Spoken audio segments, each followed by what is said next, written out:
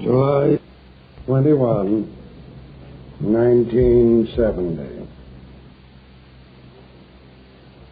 Further thoughts on the subject of redemption.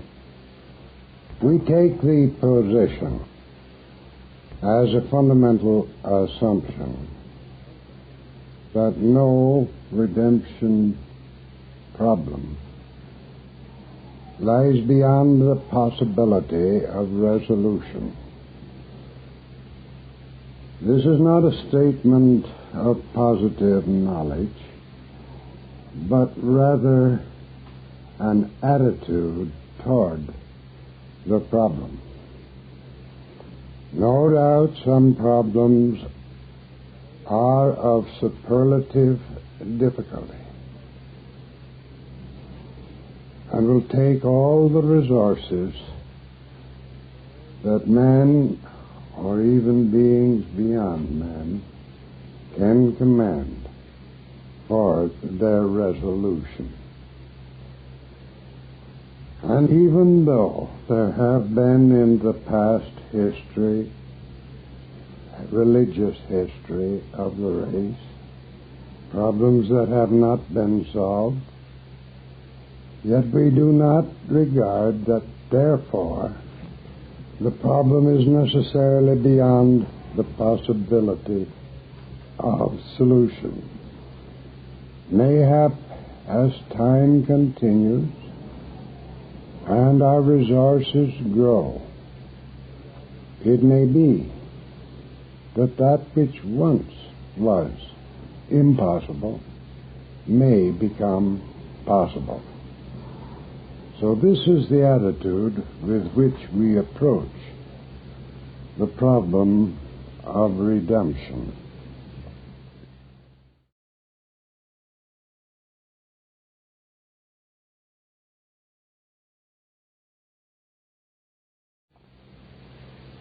There are other interpretations of the problem of redemption, but I wish not to list these, but rather to suggest an interpretation that may be of value to us in our present day.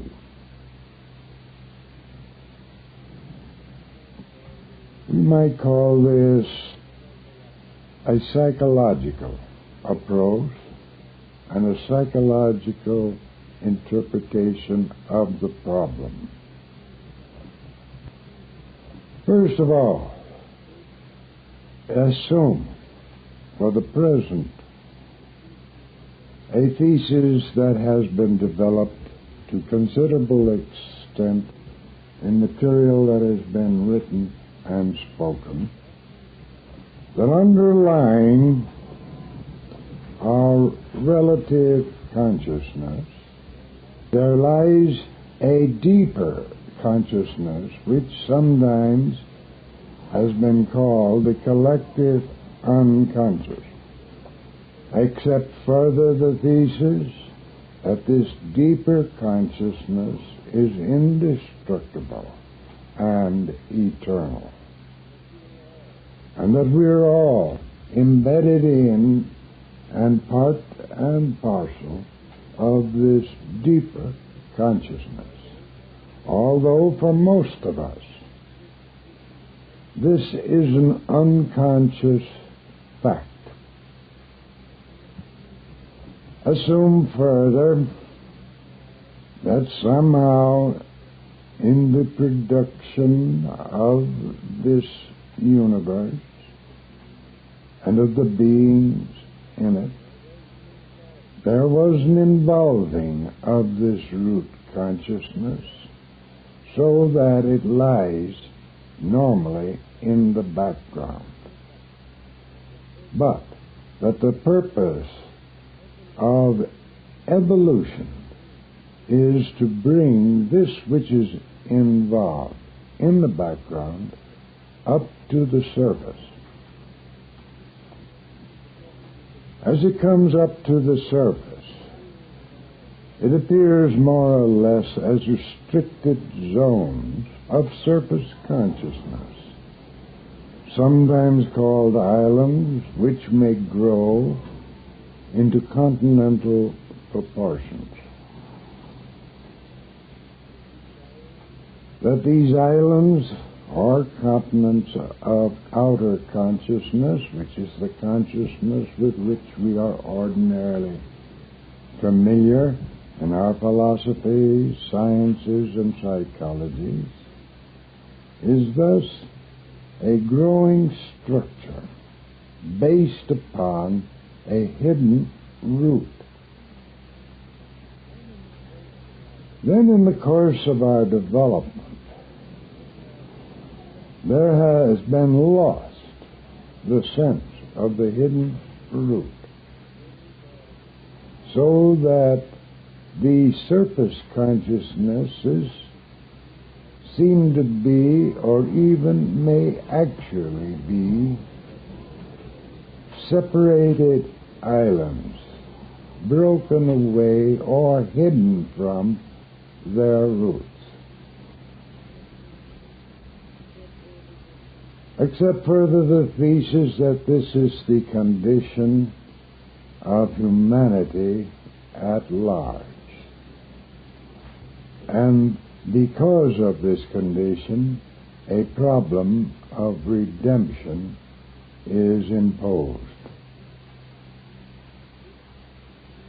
If the root underlying the surface consciousness does not itself become conscious, the man or the entity is in a state needing redemption. Now we have two possibilities.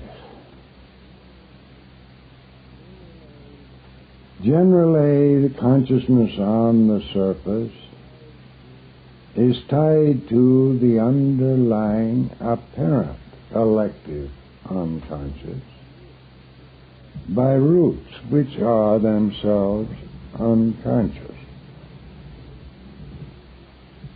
But there may be instances where the rooting becomes very weak and possibly severed, so that we have a fragment of consciousness that really has lost its roots.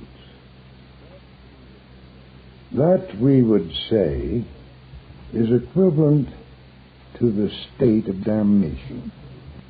It doesn't carry the meaning that is usually attached to damnation as a condition of arbitrary suffering or of tortures imposed by an evil entity, but it's a state of being essentially lost.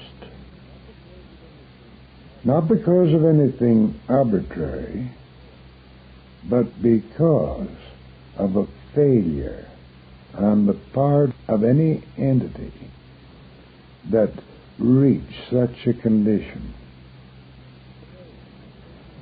The price of such a condition, if continued to the end, would be real extinction. But in most cases, our problem is not as radical as that. In most cases, our problem consists in an unconsciousness with respect to the root. And this is where our problem becomes important. The root, the so-called collective unconscious, but is better known as root consciousness, is eternal, unbounded by space and time, but the source of space and time. In that sense, all creatures, from the simplest electron up to the highest Buddha or God, if you please, in that sense is naturally eternal. But this fractional consciousness on the surface has no guarantee of eternality. It is restricted and finite. There is then the problem of how that consciousness on the surface may be so united to its root that it participates consciously in the eternality of the latter. That then is the problem of redemption, conceived from this point of view. So, becoming conscious of the root, that we participate in it knowingly. In the Tibetan terms that we have used so far, it is Shi-Rig, uniting with Rigpa, whereby one becomes the Dharmakaya, or the enlightened Buddha. That is redemption.